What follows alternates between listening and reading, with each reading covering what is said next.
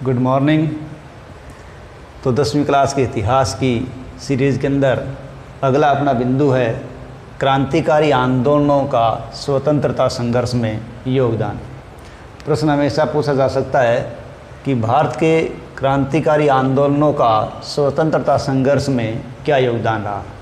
देखिए, भारत में क्रांतिकारी आंदोलन हैं वो अलग अलग क्षेत्रों में हुए थे, तो उन आंदोलनों ने स्वतंत्रता संघर्ष तक अपना क्या योगदान दिया। देखिए, अंग्रेज़ी सत्ता भारत के अंदर स्थापित हो चुकी थी, या यूँ कि विदेशी अंग्रेज़ भारत में जब आ चुके थे तो भारतीयों ने कभी भी उनको मन से स्वीकार नहीं किया और वो हमेशा उनसे छुटकारा पाने के लिए संघर्ष करते रहे। और ये संघर्ष हमें 1857 से लेकर 1947 तक देश की आज़ादी होने तक देखने को मिलता है। यानी उन्होंने हर संभव प्रयास किया कि वो अंग्रेज़ों से या विदेशी सत्ता से छुटकारा प्राप्त करें। अब विदेशी सरकार से या वो छुटकारा क्यों प्राप्त करना चाहते थे, इसके पीछे भी कई कारण थे। इसका कारण ये था कि अंग्रेज़ों के द्वारा भारतीयों के धार्मिक मामलों में लगातार हस्तक्षेप किया जा रहा था, उनके राजनीतिक मामलों में हस्तक्षेप किया जा रहा था। अंग्रेज़ों की जो आर्थिक नीतियाँ थी वो आर्थिक नीतियाँ जनता के शोषण से जुड़ी हुई थी। ये चीज़ें जनता को बर्दाश्त नहीं हो रही थी। ऐसी स्थिति के अंदर उन्होंने प्रतिक्रियावादी नीति का सहारा लिया। तो अंग्रेज़ों की प्रतिक्रियावादी नीति भारतीयों को स्वीकार नहीं थी, और जब बंगाल का विभाजन कर दिया गया वो भी भारतीय जनमानस ने कभी भी स्वीकार नहीं किया, और उन्होंने उस विदेशी सत्ता से छुटकारा प्राप्त करने के लिए हर संभव प्रयास किया था।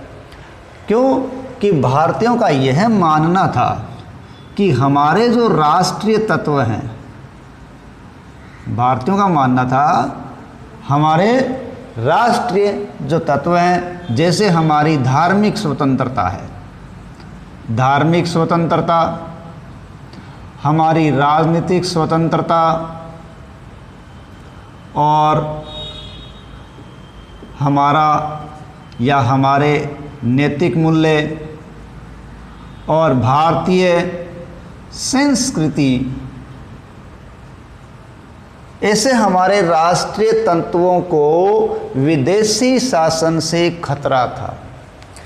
तो ये विदेशी शासन से हमारे राष्ट्रीय तत्वों को खतरा था, इसलिए हर संभव प्रयास ये किया गया कि विदेशी शासन को जितनी जल्दी हो सके उतनी जल्दी भारत की धरती से उखाड़ फेंका जाए और भारत को आज़ाद करवाया जाए। इसलिए इन्होंने अलग अलग क्षेत्रों में संघर्ष किया था। हम बात करते हैं महाराष्ट्र के आंदोलनों की। महाराष्ट्र के आंदोलन, यदि हम महाराष्ट्र के आंदोलनों की बात करें तो इनमें पहला नाम आता है वासुदेव बलवंत फड़के। तो महाराष्ट्र के क्रांतिकारी आंदोलनों में सबसे पहला नाम आता है वासुदेव बलवंत फड़के का। देखिए, वासुदेव बलवंत फड़के हैं, वो एक सरकारी कर्मचारी थे, और महाराष्ट्र के अंदर जब 1876 के अंदर अकाल पड़ गया, उस अकाल के दौरान ब्रिटिश सरकार के द्वारा जब जनता को किसी प्रकार की राहत नहीं पहुंचाई गई, जनता की हालत बड़ी ख़राब हो चुकी थी। ऐसी स्थिति के अंदर वासुदेव बलवंत फड़के ने अपनी नौकरी छोड़ दी और लोगों को विदेशी सत्ता के अत्याचारों के प्रति जागृत किया और जनमानस को अपने भाषणों के द्वारा तैयार किया कि विदेशी सत्ता हमारे लिए किसी प्रकार भी हितकर नहीं है और हमें जितनी जल्दी हो सके उसको उखाड़ फेंकना होगा, नहीं हमारी हालतें ऐसे ही रहेगी। उनके भाषणों से जनता के अंदर उत्तेजना आ गई, तो ब्रिटिश सरकार को इससे खतरा महसूस हुआ और वासुदेव बलवंत फड़के को गिरफ्तार कर लिया गया। इनको गिरफ्तार करके अरब की अदन जेल के अंदर रखा गया और उसी जेल के अंदर रहते हुए उनकी 1889 में मृत्यु हो गई। इस प्रकार महाराष्ट्र के प्रमुख पहले क्रांतिकारियों के अंदर यदि हम नाम लें, यदि हम आंदोलनकारी का नाम लें तो उनमें आता है वासुदेव बलवंत फडके। अब हम चलते हैं महाराष्ट्र में चापेकर बंधुओं की ओर। चापेकर बंधु, देखिए चापेकर बंधुओं का नाम क्रांतिकारी गतिविधियों में सबसे पहले आता है। यदि हम भारत के क्रांतिकारी गतिविधियों की बात करें तो पहले नाम चापेकर बंधुओं का ही है, क्योंकि भारत में जो पहली क्रांतिकारी घटना मानी जाती है उन घटना में चापेकर बंधु सम्मिलित थे। चापेकर बंधु पूना महाराष्ट्र के थे, पूना महाराष्ट्र के थे। ये चापेकर बंधु कौन कौन थे, इन चापेकर बंधुओं के क्या नाम थे? दामोदर हरि चापेकर, दामोदर हरि चापेकर, ठीक है। बालकृष्ण हरि चापेकर, दूसरा नाम है बालकृष्ण हरि चापेकर, और वासुदेव हरि चापेकर। ये चापेकर बंधु थे। इन चापेकर बंधुओं ने महाराष्ट्र के अंदर लोगों में देशभक्ति की भावना जागृत करने का प्रयास किया। इन्होंने क्या किया, पुणे के अंदर 1893 के अंदर हिंदू धर्म संरक्षण सभा का गठन किया। किसका गठन किया?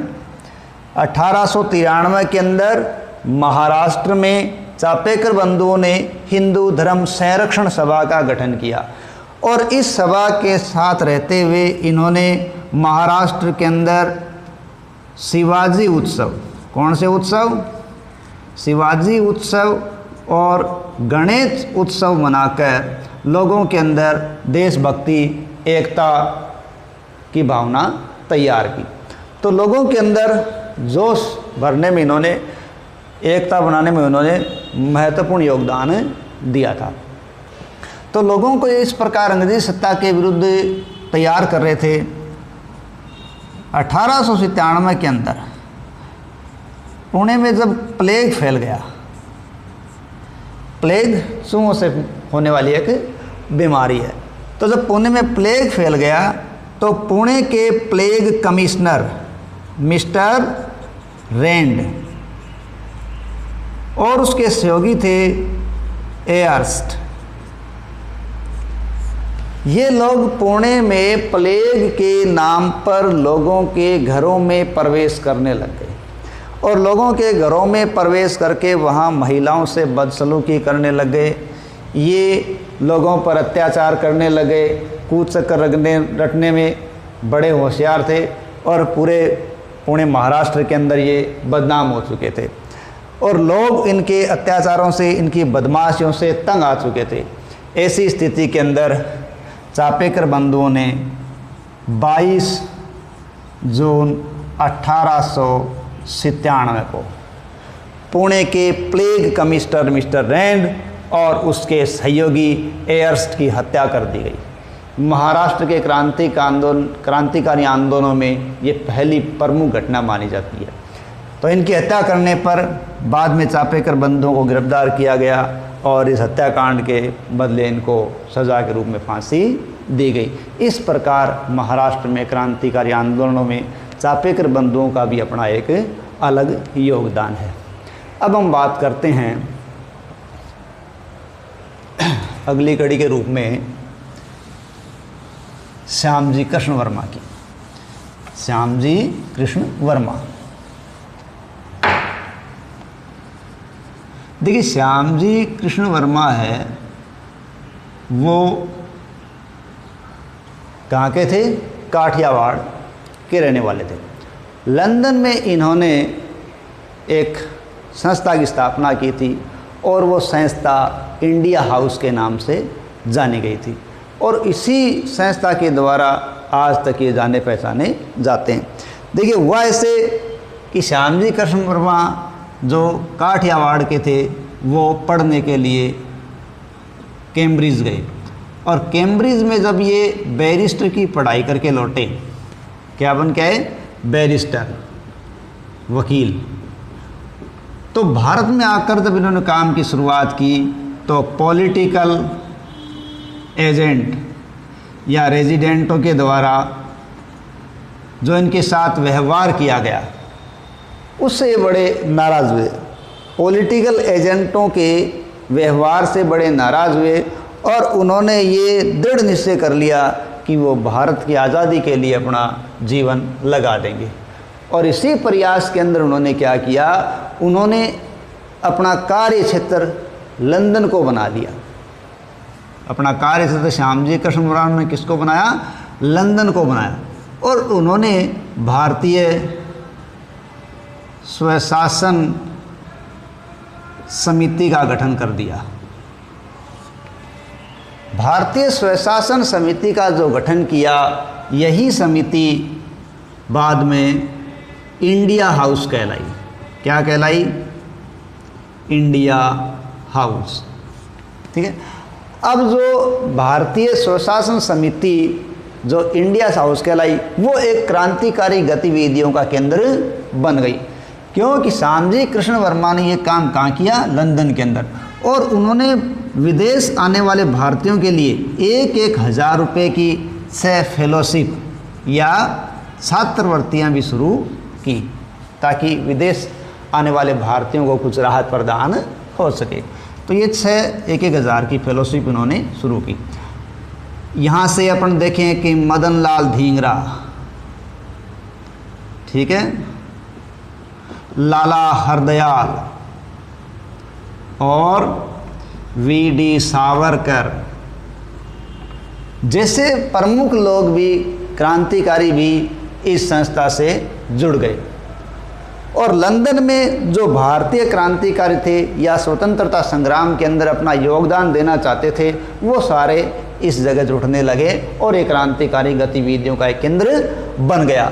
जैसे जैसे इस इंडिया हाउस की गतिविधियां बढ़ने लगी, वैसे वैसे श्यामजी कृष्ण वर्मा पर अंग्रेज़ों का प्रेशर भी बढ़ने लगा और इनको पकड़ने के लिए प्रयास हुए। तो श्यामजी कृष्ण वर्मा लंदन छोड़कर पेरिस चले गए और पेरिस से ही अपनी गतिविधियों का संचालन करने लगे। इस प्रकार विदेश के अंदर रहकर पहली भारतीय एक संस्था स्थापित करके भारत की स्वतंत्रता में योगदान करने की जो पहल की है, वो श्यामजी कृष्ण वर्मा के द्वारा की गई। अब हम बात करते हैं किसकी? वी.डी. सावरकर। देखिए, वी.डी. सावरकर का नाम अपने आप में भारतीय इतिहास में एक बहुत ही देशभक्ति और बलिदानी के रूप में लिया जाता है, क्योंकि ये एकमात्र ऐसे व्यक्ति थे जिनको एक जन्म की नहीं बल्कि अंग्रेज़ों ने 2 जन्मों की सज़ा सुनाई थी। इस प्रकार ये अपने आप में अलग थे। तो भगूर गांव के अंदर, महाराष्ट्र के अंदर ये जन्मे थे। तो महाराष्ट्र के भगूर गांव में जन्मे और शुरुआत से ही ये क्रांतिकारी पृष्ठभूमि से जुड़ गए। इनको तिलक का सहयोग भी प्राप्त हुआ था, बाल गंगाधर तिलक, जो कि प्रमुख क्रांतिकारी नेताओं में थे। इन्होंने एक संस्था स्थापित की थी, मित्र मेला। और ये संस्था कब स्थापित हुई थी? जब अंग्रेज़ों ने बंगाल का विभाजन कर दिया, तो पूरे भारत के अंदर अपनी तरह से अलग अलग प्रकार से लोगों ने उस भंग या बंगाल विभाजन का विरोध किया था। इसी विरोध में मित्र मेला एक संगठन बनाकर वी.डी. सावरकर ने भी विदेशी वस्त्रों की होली जलाई और अपना सहयोग दर्शाया था इस काम के प्रति। तो इस विदेशी वस्त्रों की होली जलाने के एवज में इनको कॉलेज से निकाल दिया गया। इस प्रकार उन्होंने अपने आप को देश के स्वतंत्रता संग्राम के अंदर लगातार लगाए रखा। इन्होंने एक पुस्तक लिखी थी, the Indian war of independence, war of independence. ये वो पुस्तक है वीडी सावरकर की जिसमें 1857 की क्रांति को प्रथम स्वतंत्रता संग्राम की संज्ञा दी गई है। प्रथम स्वतंत्रता संग्राम। वीडी सावरकर भारत के वो देशभक्त हुए हैं जिन्होंने अपनी पुस्तक the Indian war of independence में 1857 की क्रांति को प्रथम स्वतंत्रता संग्राम की संज्ञा दी। लेकिन इस पुस्तक को अंग्रेज़ों ने जब्त कर लिया। फिर भी ये पुस्तक अलग अलग नामों से होती हुई भारत के क्रांतिकारियों तक पहुंची थी। ठीक है। और इन्होंने 1906 के अंदर एक समिति बनाई और ये समिति थी अनुशीलन समिति। वैसे ये मित्र मेला का ही एक परिवर्तित रूप था। इनकी क्रांतिकारी गतिविधियां जैसे जैसे बढ़ती चली गई वैसे वैसे अंग्रेज़ों के ये खटकने लग गए और अब जब इनको गिरफ्तार कर लिया गया तो इनका अधिकांश समय अंडमान निकोबार की सेलुलर जेल में बीता। अंडमान निकोबार की सेलुलर जेल में इनका अधिकांश समय व्यतीत हुआ था। लेकिन 1924 के अंदर जब इनकी तबीयत ज़्यादा ख़राब हो गई थी तो उनको महाराष्ट्र के रत्नागिरी में नज़रबंद कर दिया गया था। लेकिन 1937 में ख़राब स्वास्थ्य के चलते इनको आज़ाद कर दिया गया और ये अपने से जैसे हो सकता था वैसे गतिविधियों में शामिल रहे और भारत के विभाजन का इन्होंने लगातार विरोध किया था। इस प्रकार वीडी सावरकर ने स्वतंत्रता संग्राम के अंदर अपना एक अलग ही योगदान दिया था। अब हम बात करते हैं बंगाल की। देखिए, क्रांतिकारी गतिविधियों में बंगाल भी कोई अछूता नहीं रहा। वैसे भारत के इतिहास के अंदर देखें तो बंगाल का एक अलग ही रोल नज़र आता है। क्यों कि अंग्रेज़ों ने अपना केंद्र भी बंगाल को ही बनाया था। तो बंगाल के अंदर ऐसा क्या हुआ? देखिए, बंगाल के अंदर प्रमुख थे श्री पी मिश्रा। इनका नाम बंगाल के प्रथम क्रांतिकारी लोगों में लिया जाता है जिन्होंने वहाँ एक अनुशीलन समिति की स्थापना की थी। अनुशीलन समिति। तो पी मिश्रा की अनुशीलन समिति की स्थापना के साथ ही बंगाल के अंदर स्वतंत्रता की गतिविधियों का संचालन शुरू हुआ और ये बंगाल विभाजन के बाद ये काम और ज़्यादा बढ़ते चले गए थे और उन्होंने न केवल बंगाल विभाजन को रद्द कराने का निर्णय किया बल्कि भारत को आज़ाद कराने का भरसक प्रयास किया। 1905 के अंदर बारिंदर घोष कौन है? 1905 बारिंदर घोष ने एक भवानी मंदिर नाम की रचना लिखी। ध्यान रखें, भवानी मंदिर है वो किसकी रचना है? वो बारिंदर कुमार घोष की रचना है, जिसमें इन्होंने ये प्रयास किया कि जो लोग क्रांतिकारी गतिविधियों में संलिप्त है वो लोग आपस में संगठित हो जाए। ऐसी ही दो और पत्र थे, संध्या तथा युगांतर। बंगाल के अंदर इन पत्रिकाओं ने भी लोगों के अंदर स्वतंत्रता संग्राम के प्रति भावना तैयार करने में अपना अलग योगदान दिया और अंग्रेज़ों के खिलाफ इन्होंने प्रचार किया। एक पुस्तक अलग आई थी, मुक्ति माथे कौन, मुक्ति पाथे कौन। ठीक है, यानी मुक्ति के लिए कौन सा रास्ता। ये जो पुस्तक आई थी मुक्ति पाथे कौन, ये पुस्तक भी अपने आप में, सॉरी ये नाम ऐसे मुक्ति कौन पाथे, मुक्ति कौन पाथे, यानी मुक्ति किस रास्ते से प्राप्त की जाए, यानी स्वतंत्रता को किस रास्ते से प्राप्त किया जाए। इस पुस्तक के द्वारा भी भारतीय सैनिकों से ये प्रयास किया गया कि वो आज़ादी के लड़ने वाले क्रांतिकारियों को क्या उपलब्ध करवाए, हथियार उपलब्ध करवाए।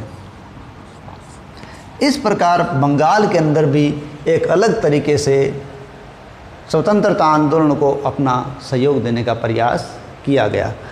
तो इस वीडियो में हमने देखा कि भारत में जो क्रांतिकारी आंदोलन थे उनको स्वतंत्रता आंदोलन में क्या उन्होंने अपना भूमिका निभाई। तो ये भूमिका अलग अलग क्षेत्रों में अलग अलग थी, लोग अलग अलग थे। महाराष्ट्र के अंदर हम प्रमुख देखें तो उनमें वीडी सावरकर प्रमुख नाम है, चापेकर बंधु है और साथ ही साथ वासुदेव बलवंत फड़के। और बंगाल के अंदर हम यदि देखें तो परमानुशन समिति है, भवानी मंदिर, संध्या युगांतर, ये एक प्रमुख अपने अपने रोल निभाते हैं। धन्यवाद।